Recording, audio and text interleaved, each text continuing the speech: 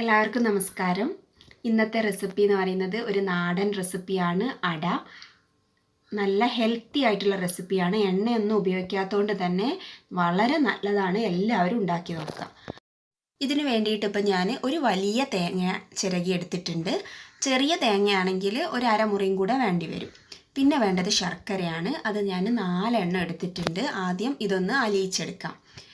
അലിയിച്ചെടുത്തതിന് ശേഷം നമുക്കിതൊന്ന് അരിച്ചെടുക്കണം. കാരണം അതിൽ അല്ലറ ചില്ലറ അഴുക്കും കാര്യങ്ങളൊക്കെ ഉണ്ടാവാൻ സാധ്യതയുണ്ട്.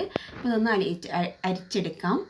ഇനി ഇതിലേക്ക് നമ്മൾ ചിരകി വെച്ചിട്ടുള്ള തേങ്ങ ചേർത്ത് ഇത് നല്ലപോലെ ഒന്ന് യോജിപ്പിച്ചെടുക്കണം. നല്ലപോലെ ഇളക്കി ഈ ശർക്കര അതിലേക്ക് നന്നായിട്ട് ചേരുന്ന വിധത്തിൽ യോജിപ്പിച്ചെടുക്കുക.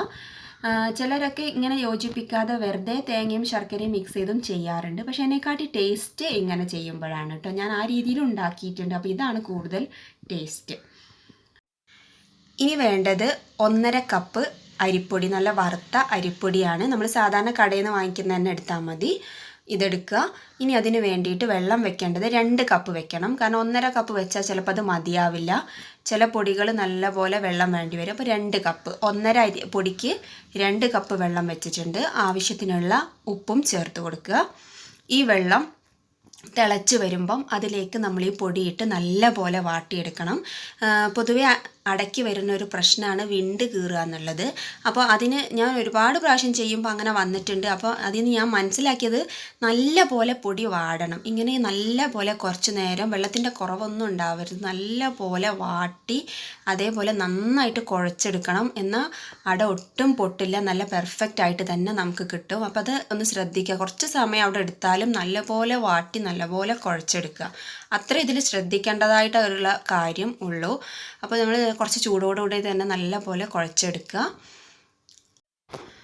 ഇപ്പോൾ നമ്മുടെ പൊടി ഇവിടെ നല്ലപോലെ കുഴച്ചെടുത്തിട്ടുണ്ട്. ഇനി ഇതിൽ നിന്ന് നമ്മൾ ചെയ്യേണ്ടത് ചെറിയ ചെറിയ ഉരുളകളാക്കി എടുക്കണം. എന്നിട്ടത് ഇടയിൽ ഇതേപോലത്തെ ചെറിയ ഉരുളകളാക്കി എടുക്കുക. എന്നിട്ട് കയ്യിലിട്ട് അമർത്തിയാൽ മതി.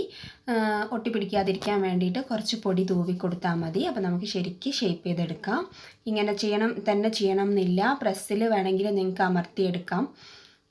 പലകയിൽ പരത്തിയൊക്കെ എടുക്കാം കേട്ടോ. അപ്പോൾ ഇതുപോലെ ചെയ്തിട്ട് ഇങ്ങനെ കവർ ചെയ്യുക. ആവശ്യത്തിനുള്ളതേ നിറക്കാവൂ. കുറേ കുത്തി നിറക്കരുത്. ആവശ്യത്തിനുള്ളത് നിറച്ച് ജസ്റ്റ് ഒന്ന് പ്രസ് ചെയ്ത് കൊടുത്താൽ മതി. പൊടി വാട്ടുന്നതാണ് പ്രത്യേകം ശ്രദ്ധിക്കേണ്ടത്. ഇത്രയേ ഉള്ളൂ. നമ്മുടെ അട റെഡിയായി കഴിഞ്ഞു. ഇതേപോലെ തന്നെ ബാക്കിയുള്ളതും ഇങ്ങനെ മുഴുവൻ ചെയ്തെടുക്കുക. എന്നിട്ട് ഇത് ആവിയിലാണ് വേവിക്കുന്നത്. അതിന് വേണ്ടിയിട്ട് കുറച്ച് വെള്ളം വെച്ച് അതിന് മുകളിലേക്ക് തട്ട് വയ്ക്കുക, അടച്ച് വയ്ക്കുക. ഒരു 15 മിനിറ്റോളം മതി. നല്ല പോലെ ആവി കയറുമ്പോൾ തുറന്ന് നോക്കുക. അപ്പോൾ നമ്മുടെ അട റെഡിയായി കഴിഞ്ഞു. വെന്തതായതുകൊണ്ട് തന്നെ പെട്ടെന്ന് റെഡിയായി കിട്ടും. കണ്ടില്ലേ, നല്ല പെർഫെക്റ്റ് ആയിട്ട് വന്നിട്ടുണ്ട്. എവിടെയും പൊട്ടലൊന്നും വന്നിട്ടില്ല.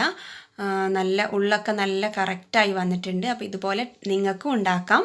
ട്രൈ ചെയ്യുക. ഇഷ്ടപ്പെട്ടാൽ ലൈക്ക് ചെയ്യുക, അതുപോലെ ഷെയർ ചെയ്യുക, അതുപോലെ തന്നെ എൻ്റെ ചാനൽ സബ്സ്ക്രൈബ് ചെയ്യുകയും ചെയ്യുക. താങ്ക്